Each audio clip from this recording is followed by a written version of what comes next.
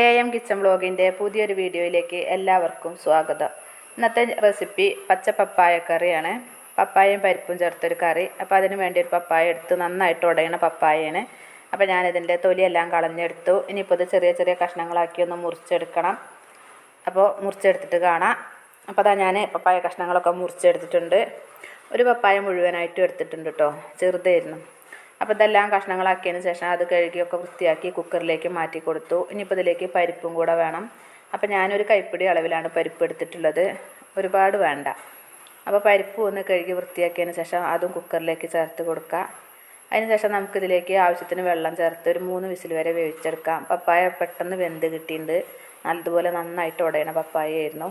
അപ്പോൾ ഞാനൊരു 3 വിസിൽ വരെ ഇത് വേവിച്ചെടുക്കണുള്ളൂ. ഇനിയിപ്പോൾ ഇതിലേക്ക് ആവശ്യത്തിന് ഉപ്പും കൂടെ ചേർത്ത് കുക്കറൊന്ന് അടച്ച് വെച്ചിട്ട് നമുക്ക് ഒരു 3 വിസിൽ വരെ വേവിച്ചെടുക്കാം. അപ്പോൾ ഇതൊക്കെ ഇവിടെ കിടന്നാവട്ടെ. അത് സമയം കൊണ്ട് തന്നെ അരപ്പൊക്കെ റെഡിയാക്കി എടുക്കണം. അപ്പോൾ നമ്മൾ എപ്പോഴും പറയുന്ന പോലെ തന്നെ നമ്മുടെ ചാനൽ പുതുതായി ആരെങ്കിലും കാണുന്നുണ്ടെങ്കിൽ വീഡിയോ കണ്ടിട്ട് നിങ്ങൾക്ക് ഇഷ്ടമാവുകയാണെന്നുണ്ടെങ്കിൽ സബ്സ്ക്രൈബ് ചെയ്ത് കാണണേ. അതുപോലെ ഷെയർ ചെയ്യുക, ലൈക്ക് ചെയ്യുക, കമൻറ്റ് ചെയ്യുക. അപ്പോൾ ദാ നമ്മുടെ പപ്പായയും പരിപ്പൊക്കെ നന്നായിട്ട് വെന്ത് വന്നിട്ടുണ്ട്. ഇനിയിപ്പോൾ നമ്മളിതിലേക്ക് മഞ്ഞൾപ്പൊടി ചേർത്തിട്ടുണ്ടായിരുന്നില്ല. അപ്പോൾ ചെറുതായി ഒന്ന് ഉടച്ചതിന് ശേഷം ഒന്നുകൂടെ ഞാൻ തീ കത്തിച്ച് ഇതിലേക്ക് മഞ്ഞൾപ്പൊടിയും കൂടെ ചേർത്ത് കൊടുക്കുകയാണ്. പിന്നെ മുളക് പൊടി ചേർക്കണില്ല, അത് ഞാൻ അരപ്പിൽ ചേർത്തിട്ടുണ്ട്. നാളികേരവും പച്ചമുളകും ചെറിയ ജീരകവുമാണ് ഞാൻ ചേർത്ത് കൊടുത്തത്. അപ്പോൾ അതാ മഞ്ഞൾപ്പൊടിയൊക്കെ ചേർത്ത് ഇത് നന്നായി ഒന്ന് തിളച്ചു. അപ്പോൾ ഞാൻ നേരത്തെ തന്നെ അരച്ചൊക്കെ വെച്ചിട്ടുണ്ടായിരുന്നു. അപ്പോൾ പറഞ്ഞല്ലോ, നാളികേരവും പച്ചമുളകും ചെറിയ ജീരകവും കൂടെ അരച്ചെടുത്തതാണിത്. ഇത് നമ്മൾ തിളച്ച് വന്നിട്ടുള്ള കറിയിലേക്ക് ചേർത്ത് കൊടുത്ത് നന്നായിട്ടൊന്നുകൂടെ ഒന്ന് വേവിച്ചെടുക്കാം. നാളികേരം ഒന്ന് വേവണം. അപ്പോൾ നമുക്കിത് കറിയിലേക്ക് ചേർത്ത് കൊടുക്കാം. അപ്പോൾ നമ്മുടെ പപ്പായ കറി ഇവിടെ റെഡി ആയിട്ടുണ്ട്. ഇനിയിപ്പോൾ ഇതൊന്ന് ജാറിലേക്ക് കുറച്ച് വെള്ളം കൂടെ കൂട്ടിയിട്ട് ഒന്നുകൂടി ഇതിലേക്ക് ഒഴിച്ച് കൊടുക്കുക. ആവശ്യത്തിന് ലൂസാക്കി എടുക്കുക. അപ്പോൾ നമ്മുടെ കറിയൊക്കെ റെഡിയായി. ഇനിയിപ്പോൾ ഇതൊന്ന് തിള വന്നതിന് ശേഷം നമുക്കിത് സ്റ്റവിൽ നിന്ന് മാറ്റി വയ്ക്കാം. അതിന് ശേഷം അതിലേക്ക് നമ്മൾ കടുകും കറിവേപ്പിലയൊക്കെ ഒന്ന് താളിച്ചൊഴിക്കുകയും വേണം.